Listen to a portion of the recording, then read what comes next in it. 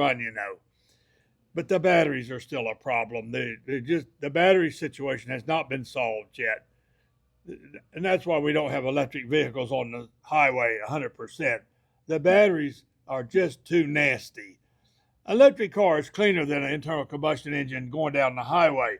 But when you consider the manufacturing of the batteries, the manufacturing of the internal combustion engine, and then, of course, the recycling of everything, the electric car is 10 times more filthier, environmentally speaking, than an internal combustion engine, whether people realize that or not.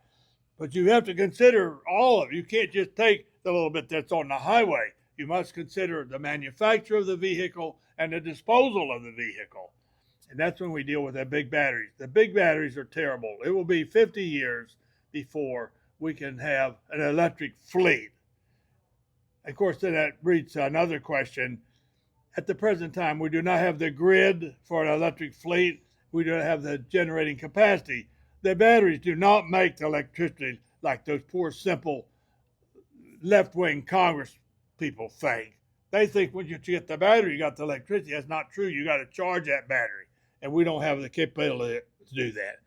Anyway, plus the battery that we need, I don't know how to explain this exactly.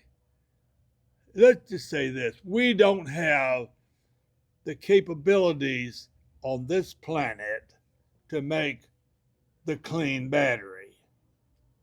It's something different that we don't have here. The aliens have it.